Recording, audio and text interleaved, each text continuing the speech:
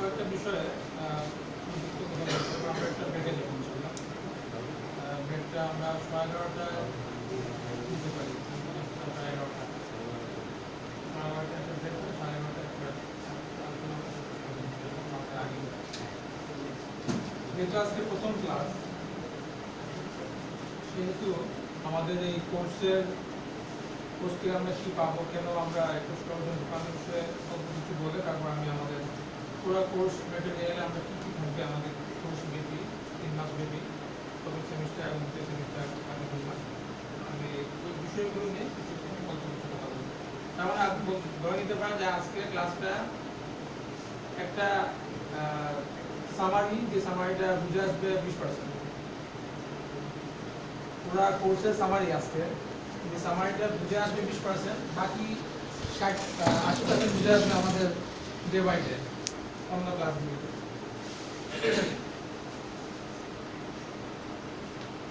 দেখেন আমরা প্রত্যেকেই কিন্তু আমরা যে কোনো কাজের আগে একটা প্রস্তুতি নিই। আপনি এক্সাম দিতে হলে আপনাকে পড়তে হবে, স্টাডি করতে হবে। আপনি বিয়ে করতে হলে আপনাকে প্রস্তুতি নিতে হবে। আজকাল তো বিয়ে প্রস্তুতি অনেক, যেটা প্রস্তুতি নেওয়া দরকার ওটা নেওয়া হয় কম। শরিয়া অ্যানালাইসিস, শরিয়া জ্ঞান নেওয়া হয় অন্য কিছু। প্রস্তুতি সবকিছুর জন্য নেয় মানুষ, কিন্তু একটা জায়গা যে জায়গাতে প্রস্তুতি নেওয়া দরকার অনেক বেশি, যেটার উপর নির্ভর করে আপনার জীবনে অনেক কিছু, আমরা ওই প্রস্তুতিটা কম নিই।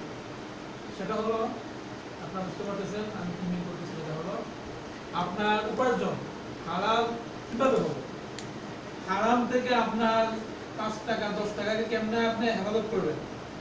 আপনি যে প্রতিদিন মুখে দিবেন, সেই মুখটা হারাম থেকে কিভাবে মুক্ত থাকবে, এই চিন্তাটা আজকে সমাজে কম করা হয়। অথচ দেখেন তোমার নামাজে কিন্তু মসজিদ জায়গা পাওয়া যায় না, মনে হয় মসজিদ পাড়া 10 টাকা। প্রত্যেকের নামাজের মধ্যে সূরা ফাতিহার মধ্যে এই কথাটা আমরা বলি, ইয়াকা নাবুদু। ইয়াকা নাবুদু গ্রামাটিক্যাল তরজমা, এটা তো বাংলা ভাষাতে মানে এক কথা পেশ করা অসম্ভব।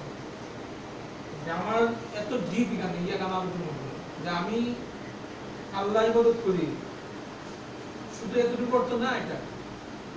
আপনি আর কারো ইবাদত করেন না, আপনার মনে ইবাদত করেন না, আপনি শয়তানের ইবাদত করেন না, আপনার দেশের সরকারের ইবাদত করেন না, আপনার বন্ধুর ইবাদত করেন না, আপনার ওয়াইফের ইবাদত করেন না, আপনি করেন কথা আল্লাহ ইবাদত। এটা মানে চিন্তা করলেই তো অন্যরকম, অনুভূতিটাও অন্যরকম যে আমি একমাত্র তোমার ইবাদত করি।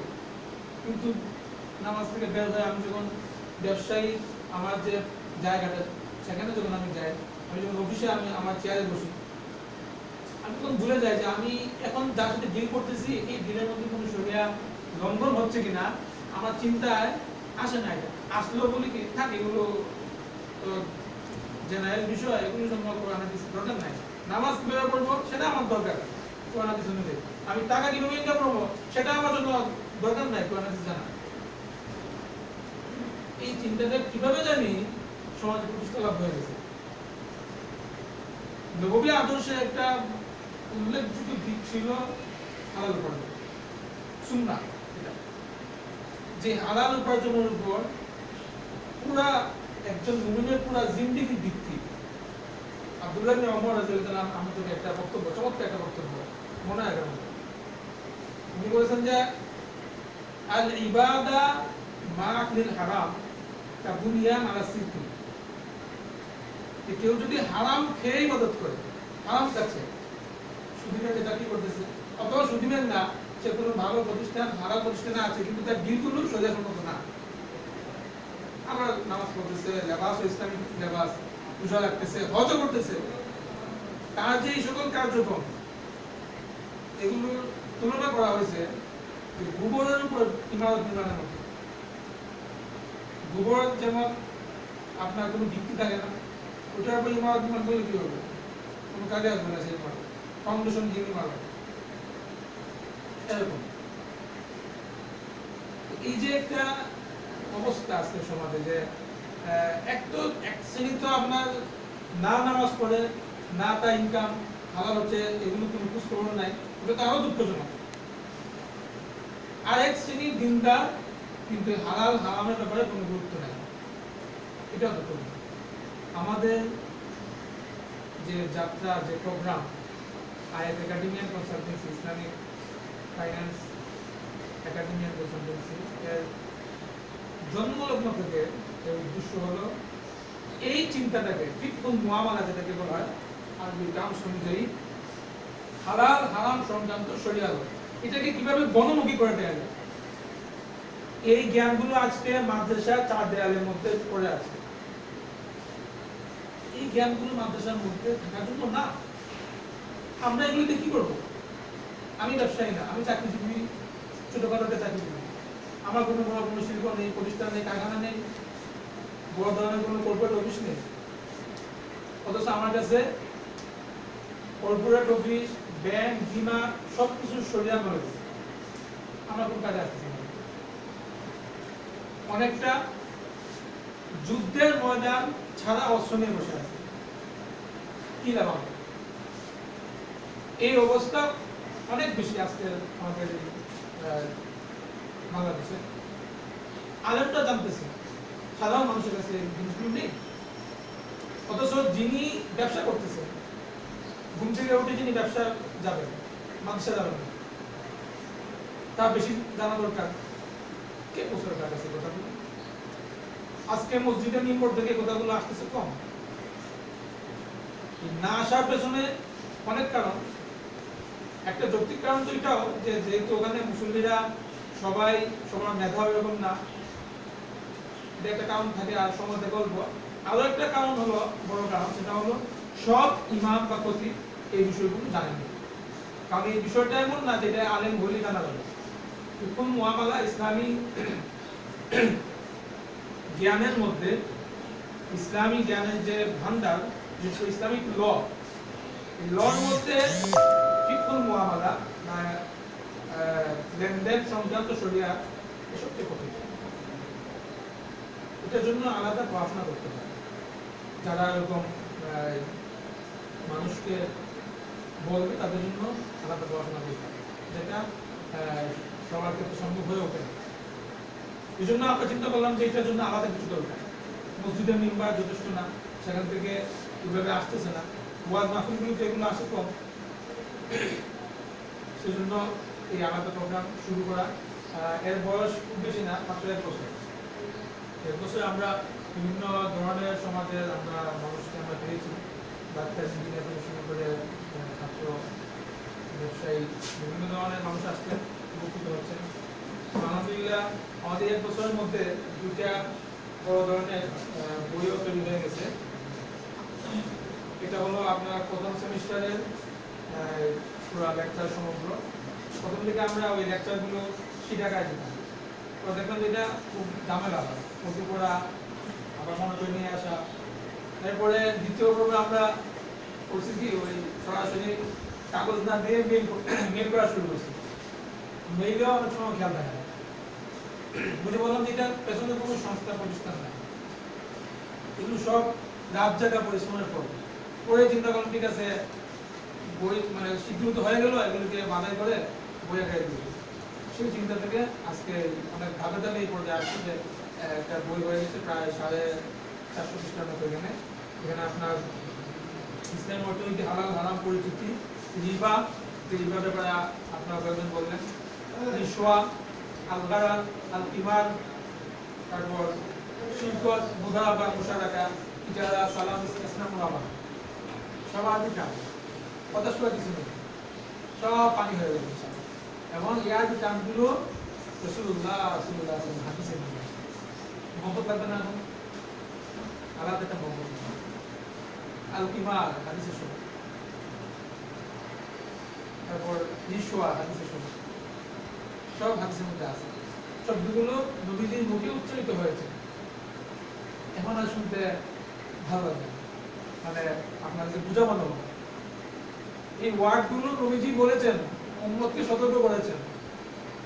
ইজারা, সালাম, ইস্তিসনা, ফাল ইসলিম, হাদিসের শব্দ হলো ফাল ইসলিম, সালাম করো।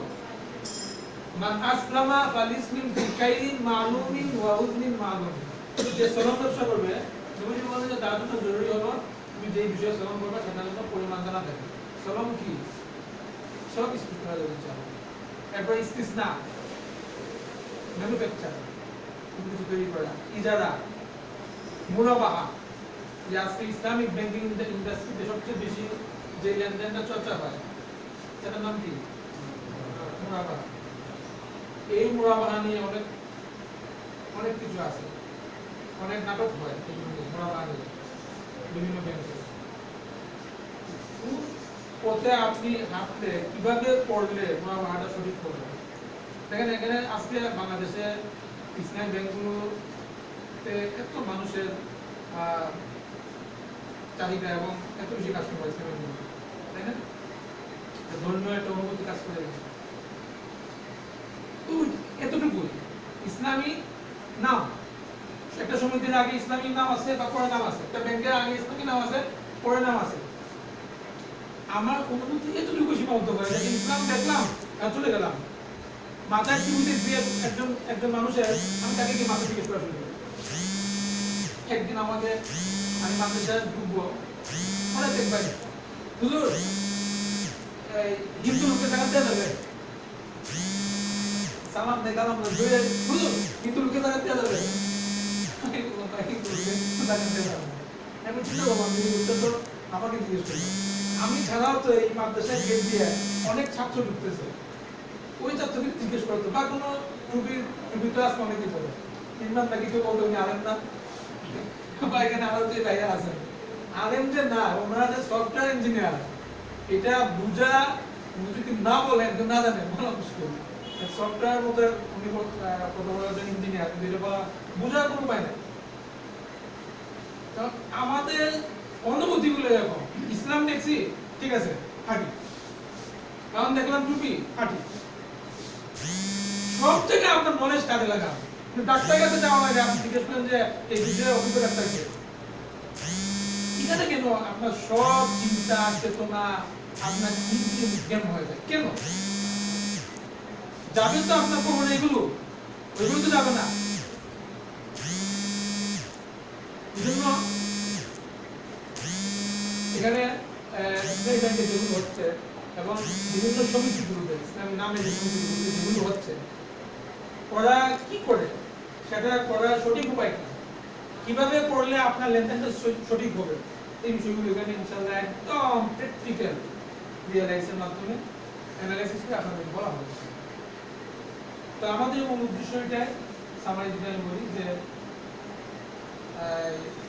আপনার দেহটা দেহ আমাদের কোর্সের পুরা কোর্সে এক কথা যদি আমি বলি কি লক্ষ্য, এই যে গোসল করেন তেল মালেন শরীরে আর এরপরে কি দূষণ, হ্যাঁ তারপরে ক্রিম কত যত্ন শরীরে, এই শরীরটাকে হেফাজত করতে অথবা আপনি ওপরে গেলে তাহলে আমি বলতে হাদিস লা ইয়াদখুলুল জান্নাতা জাসাদুন গুজিয়া বিহাম, আমার আলোচনা আপনি সহি হাদিস আপনারা শুনেছেন দ্বিতীয় জিনিসটা আছে, ওই দেহ জান্নাতে প্রবেশ করবে না যে দেহ হারাম খাদ্য দ্বারা যে দেহ বৃদ্ধি করা হবে।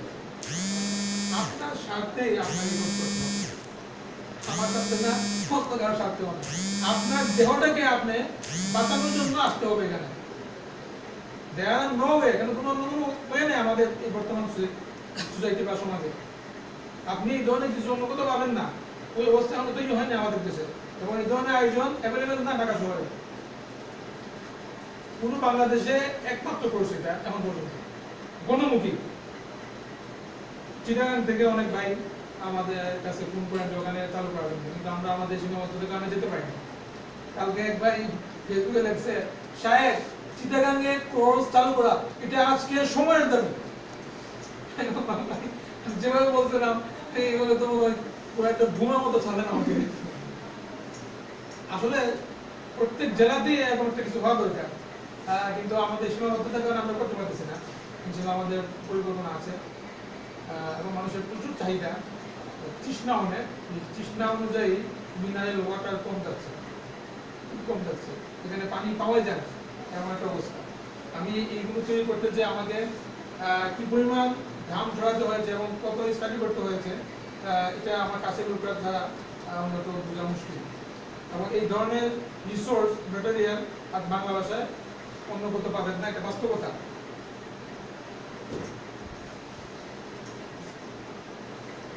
আল্লাহ তাআলা আমাদেরকে একেবারে শেষ পর্যন্ত থাকার তৌফিক নসিব করুন। অনেক কষ্ট করে আসেন এবং শুক্রবারটা অনেকের কাছে বিশেষভাবে আপ্যায়িত থাকে পরিবারের সময় দেওয়ার জন্য। যাদের পরিবার আছে, যাদের পরিবার নাই, তারা চিন্তা করেন যে আগামী সপ্তাহে আমি কী করবো, একটু শুক্রবার ছুটির দিন থাকে, একটু রেস্টের সময় থাকে, একটু পরিকল্পনা করবো, প্ল্যানিং করবো। তো আপনার রিজার্ভিং টাইম থেকে আপনি স্পেন্ড করতেছেন। আমি জন্য আপনাদেরকে শ্রদ্ধা করি বা আপনাদের সময়টাকে আমি মূল্যায়ন করি। আমরাও আমাদের রিজার্ভিং টাইম থেকে নিচ্ছি এটা। সারাদিন মানে সপ্তাহে 6 দিন ব্যস্ততা থাকে, এই শুক্রবার ফ্যামিলিকে সময় না দিয়ে আপনাদের জন্য এখানে চলে আসি এবং সকাল থেকে সন্ধ্যা পর্যন্ত ফ্যামিলিকে বুঝাইতে আমাকে কনভিন্স করতে অনেক কষ্ট হয়েছে। আমার 2টা বাচ্চা, ওদের পেছনে আর শুক্রবার সময় দিতে পারি না, এর পেছনে সময় দিতে হয় এবং এর পেছনে সময় দেওয়ার জন্য আগে পরে অনেক সময় দিতে হয়। অফিস থেকে ফিরে রাত 11টায়, এরপরে এগুলো নিয়ে বসা রাত 12টা 1টা, কালকে তো একটা সময় সব গুছিয়ে পড়ে রয়েছে। আপনারা আমার মতো এরকম কষ্ট করে আসতেছেন, এই জন্য আমি বলবো যে আমরা সম্মিলিতভাবে যেহেতু কষ্ট করতেছি, এটা একটা ফলাফল যেন আমরা পাই। এই ফলাফলটা আপনি পাবেন যদি আপনি নিয়মিত কাজগুলো করেন। ইনশাআল্লাহ আপনি বেনিফিট হবেন, কারণ এখানে যারা আগে আসছেন বেনিফিট হয়েছে। এই জন্য আমার অনুরোধ থাকবে প্রত্যেকটা ক্লাসে কষ্ট করে হলেও একটু আসেন, আপনার জীবনে ফায়দা হবে। এই ফায়দাটা আপনি পরে বুঝবেন। কিন্তু আপনার বলে গেলেন যে কয়েকটা ক্লাস মিস হয়ে গেলে এটা কোনো ব্যাকআপ হয় না, আসলে বাস্তবতা এটাই। এই বই হয়তো আপনি পাবেন, কিন্তু এই বইয়ের মধ্যে যেগুলো আপনি পড়বেন এই বিষয়গুলো আপনার জন্য একেবারেই নতুন, টার্মসগুলো নতুন। আপনি উদাহরণস্বরূপ সালামের ক্লাস আপনার মিস, আপনি বই পড়ে সলম বোঝা ইম্পসিবল, সম্ভব না। এখানে আমার যারা বিষয় পড়াশোনা করেছেন, আপনার ম্যাথ পড়েছেন, সায়েন্স পড়েছেন, ওই ধরনের কোনো বিষয় ক্লাস ছাড়া বোঝা অনেক কষ্ট, বাস্তবতা। আর ওগুলো তো যাই হোক আপনি আপনার ক্লাসমেট থেকে বা আপনার এলাকার কোনো স্যার থেকে জানতে পারেন, কিন্তু এটা সলম বিষয়ে আপনি সার্চ দিয়ে পাবেন কাউকে এই বিষয়ে একটা প্রেজেন্টেশন দেওয়ার জন্য। সলমটা কি, এটা ইসলামে কিভাবে প্র্যাকটিস করে, আমরা আমাদের বাস্তব জীবনে কিভাবে প্র্যাকটিস করতে পারি। আমি একজন কাপড়ের ব্যবসায়ী হিসেবে, আমি একজন মুদি ব্যবসায়ী হিসেবে সালামকে কিভাবে নিয়ে আসতে পারি, কারণ চর্চা নাই, অথচ এগুলি আপনার বেশি দরকার হবে। এই সালাম ইস্তিসনা এগুলো হলো হালাল ওয়ে, এগুলো আজকে আমরা না জানার কারণে মনে হয় যেন ইসলাম কত কঠিন, সব কিছু হারাম বলে হুজুররা, বিকল্প নাই। সব কিছু বিকল্প আছে, যেগুলো বিকল্পযোগ্য, প্রত্যেকটা জিনিসের বিকল্প ইসলামে আছে। এটা মনে করা সম্পূর্ণ হারাম। আল্লামা ইবনে তাইমিয়া রাহমাতুল্লাহ ফতোয়া। আপনি যদি মনে করেন যে হালাল উপার্জন সম্ভব না, এই ধারণা জায়েজ না। কারণ ইসলাম কিয়ামত পর্যন্ত থাকবে, এটা আল্লাহ তাআলা বলেন, ইন্না নাহনু নাযালনা যিকরা ওয়া ইন্না লাহু লাহাফিজুন। আল্লাহ তাআলা ইসলামকে জিন্দা রাখবেন। কারণ আপনি যদি বলেন যে না হারাম, সব হারাম, হালাল নাই, তাহলে ইসলাম নাই, কথা সত্য কিনা? সব হারাম, হালাল নাই, ইসলাম কোথায়? ইসলাম নাই। সব রিবা, তাহলে সবাই এখন সুদখোর। মুমিন নাই, মুসলিম নাই, ইসলাম নাই, ইসলাম খতম। এটা পসিবল না। আল্লাহ তাআলা এটা হতে দিবেন না, এটা হবে না। এই ধরনের একটা ধারণা আল্লামা ইবনে তাইমিয়া রাহমাতুল্লাহ আলাইহির জামানায় কিছু ওই বাতিল ফেরকা ওরা তুলেছিল যে সব হারাম হয়ে গেছে। কিছু সন্দেহবাদী লোক, অতি সন্দেহবাদী, বলে সব হারাম হয়ে গেছে। উনি তখন ওনার ঐতিহাসিক ফতোয়া ইসারাতুল হালাল ওয়াল হারাম আমাদের কাছে আছে, ওনার ফতোয়া। উনি ফতোয়া জারি করছে যে এই ধারণা যারা করে যে বর্তমান সমাজে সব হারাম, হারামের তো সয়লা, হালাল নাই, এই ধারণা শরিয়া সম্মত না, এটা ভুল। পরে উনি স্পেসিফিক ওয়ে দেখিয়ে দিয়েছেন যে এই হলো হালাল ওয়ে, এগুলোকে তুমি হারাম মনে করো, এটা হালাল, আর তুমি এটা করতেছো হারাম ভাবে মনে করো, এটা কোনো বিকল্প নাই, এটা সঠিক এবং আরো ভালো বিকল্প হলো এটা। এইভাবে উনি ধরিয়ে দিয়েছেন এবং উনি শেষের দিকে বলেছেন যে এটা কিয়ামত পর্যন্ত থাকবে। এই চিত্র আমি আজকে আমার যুগে আমি যেগুলো চিত্রায়িত করেছি, এটা আমার যুগ অনুযায়ী করেছি, প্রতি যুগে ওই যুগে ওলামায়ে কেরাম এরকম চিত্রায়ন করতে সম্ভব এবং এটা বাস্তবসম্মত হবে।